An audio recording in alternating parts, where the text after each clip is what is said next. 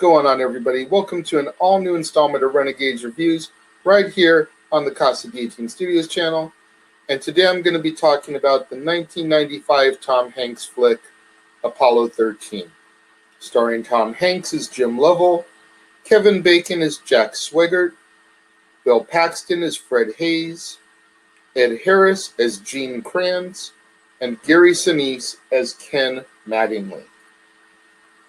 What's going on, everybody? Thank you for joining me on yet another all-new installment of Renegades Reviews right here on the Casa Studios channel. I appreciate you guys continuing to tune in to me on a daily basis as we keep discussing Tom Hanks films here in the month of January. Let's get right down into it this time. The movie begins on July 20th of 1969 as Jim Lovell is hosting a party at his house to watch Neil Armstrong and his crew walk on the moon. Huge moment in history, as we all know.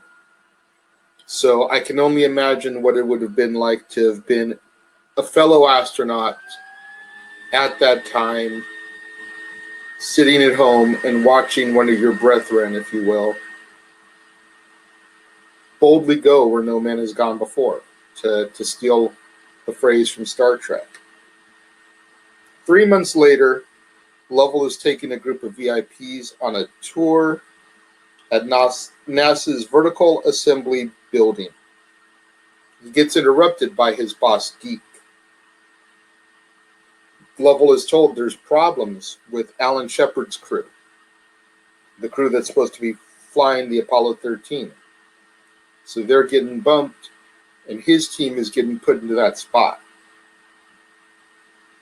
The team of Lovell, Hayes, and Mattingly all begin their training.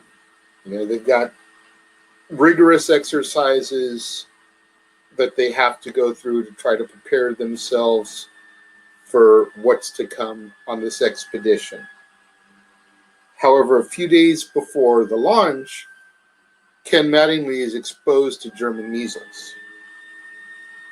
Not wanting to risk the health of the rest of the crew, Deke tells Jim that they need to pull Ken and replace him with his backup, Jack Swigert. Understandably, Jim does not want to break his team up. Like, they have trained, they've been together for all this time, like they know each other forwards, backwards. They barely have to say anything to each other. They just know their cues and know what they're supposed to do up there on the ship. But Deke, doing what any boss has to do, he threatens to pull Jim and his team and bump them to a later mission. So Jim, wanting to go up there to the moon and do what Neil Armstrong had done before him, concedes. They allow Swigert to take Ken's place. On April 11th, 1970, Mission Control gives the go-ahead for launch. A second stage engine cuts off, prematurely giving the crew an early scare, and just foreshadowing here what's to come on this mission, all the catastrophe that's going to unfold as the film goes on and the mission goes on. Because the film, of course, is based on a real-life expedition, so it's not just a whole bunch of Hollywood drama. While I'm sure they've, played some things up, the majority of this is all true-life events. The craft ends up reaching its orbit, though. Jack's able to connect the command module to the lunar module, and the mission officially begins. They're off in space. 3 days into the mission, the crew is scheduled to do a TV broadcast and kind of show what life is like up in space. They're going through all the motions of doing this broadcast, but little do they know the TV stations have refused to air it. So they're basically just broadcasting to their own families in mission control. Nobody else is seeing this stuff, though. After the broadcast, Mission Control gives Jack a cue to stir the oxygen tanks. He does as he's requested, and one of the tanks explodes, emptying all its contents into space. The other tank begins to leak, and the spacecraft begins tumbling. Obviously, at this point in the mission, the moon landing is aborted. There's no way they can go to the moon with their oxygen levels being what they are. Jim and Fred scramble to power up the Aquarius lunar module. They're going to use it as like a life raft until they can get back home.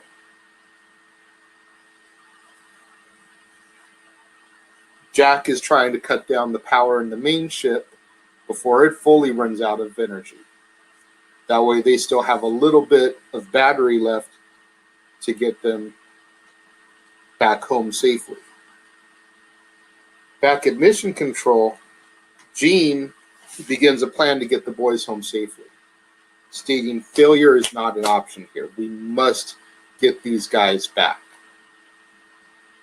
They bring Ken back in, having never caught the measles, so he never got sick. There was really no reason to pull him from the mission. Precautions understandable, but at the end of the day, he could have been up there with his team. So now Ken has to help create a procedure to get the boys home safely.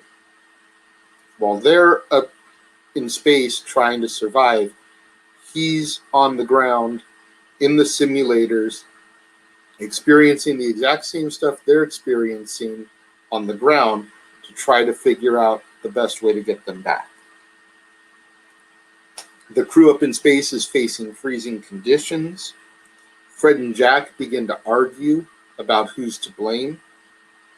You know, Jack thinks that Mission Control isn't giving them all the information they need to keep alive and survive. And Fred is blaming Jack for his inexperience because he was just a backup.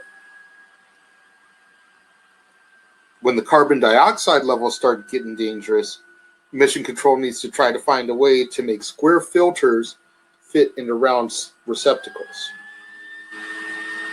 So they throw all these elements onto a table and are basically like, you need to make this fit into this. And these are the supplies you have, because that's all they have up in the ship. They do it, and they are able to deplete some of the carbon dioxide, getting it back down to a safe level. And Ken figures out a plan, come up with what needs to be done to get the boys back home.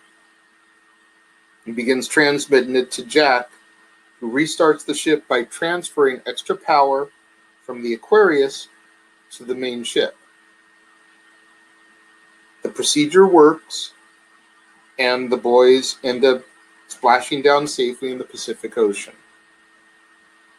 Helicopters bring them in aboard the Iwo Jima, and Jim's voiceover describes the careers of his team and wonders if man will ever return to walk on the moon again.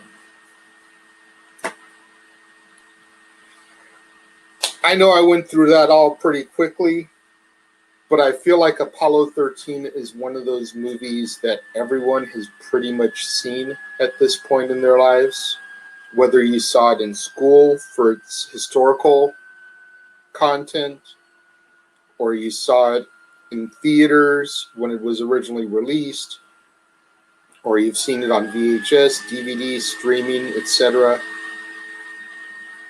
So I just kind of, blew through the points of everything here. Apollo 13 is an amazing movie. I thoroughly enjoy it.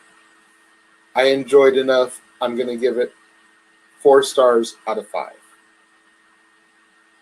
It's definitely one of Tom Hanks's best films. And why Why he didn't get the Oscar win for this one as well, I don't know. You know, it would have given him 3 consecutive Oscars, having one for Philadelphia, Forrest Gump, and then this one. I think it would have been a pretty good trifecta, but alas, it was not meant to be on that year.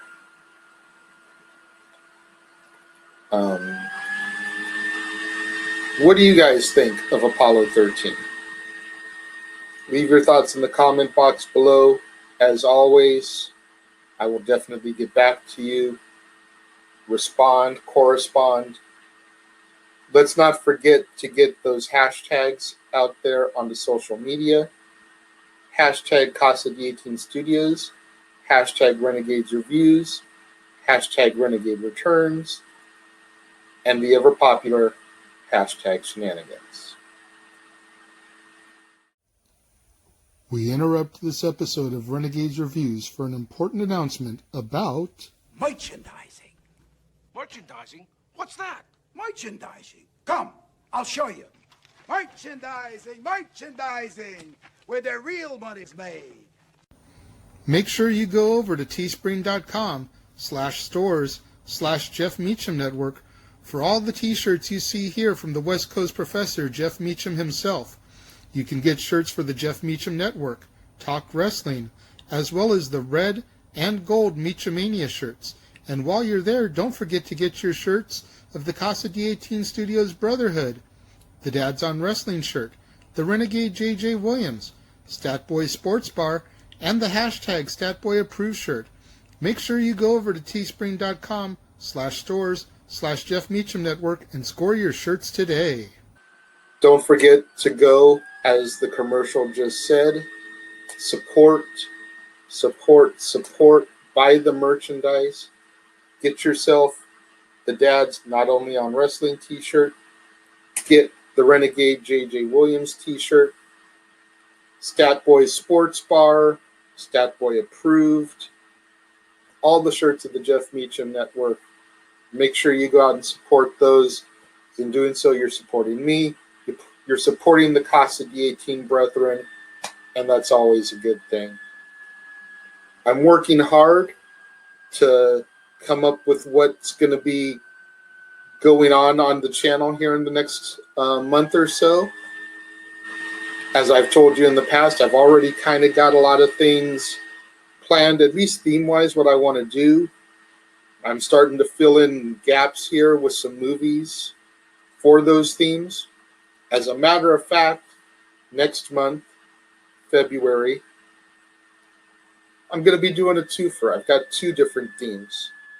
So let's take just a moment and check out a little bit of what's going to be coming next month in February right here on the Casa D18 Studios channel.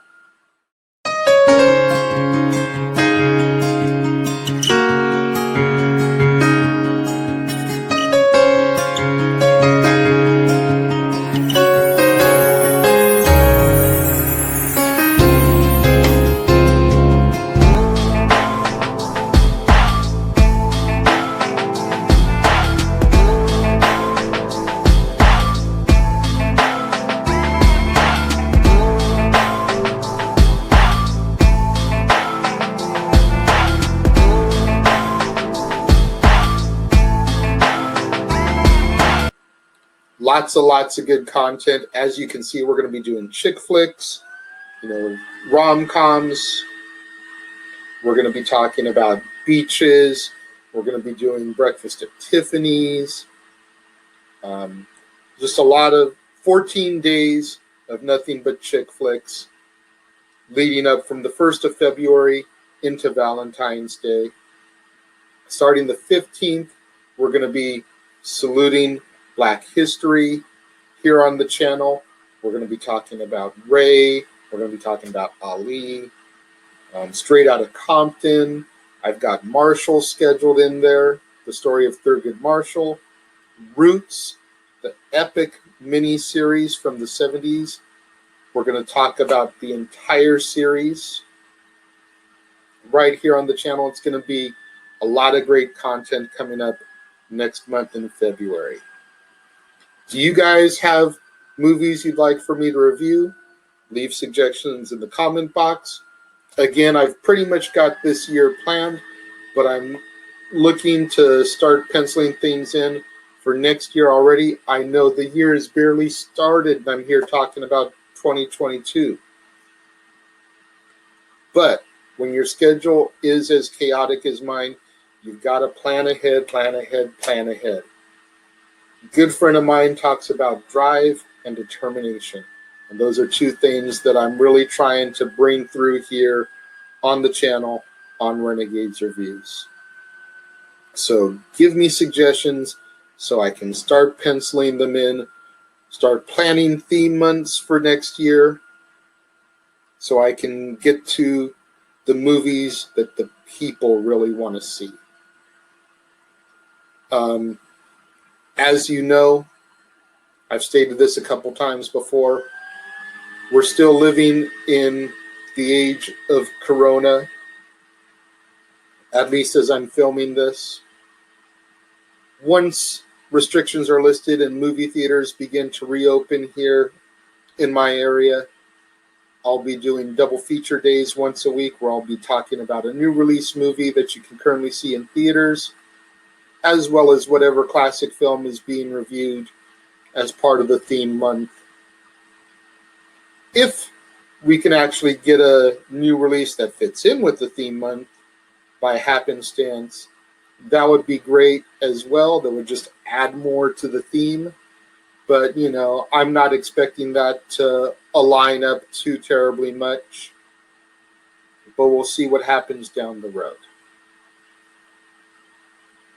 That's it for this episode of Renegades Reviews. I know this one has been a short one, but like I said, I feel like Apollo 13 is one of those movies that a lot of people have already seen, so I don't feel I need to dwell into it too much. I apologize for those of you that feel like I went a little too short. I'm sure I'll make it up to you down the road with another film. Until next time, right here on, where is it? There we go. The Casa D18 Studios channel, when I will bring you an all-new episode of Renegades Reviews. As a matter of fact, tomorrow on the channel, I'll be bringing to you a very, very personal favorite Tom Hanks film of mine, 1996's That Thing You Do. So, until then, I am the Renegade J.J. Williams. Thank you for watching me, and I will see you guys here next time, right here on the Casa D18 Studios channel.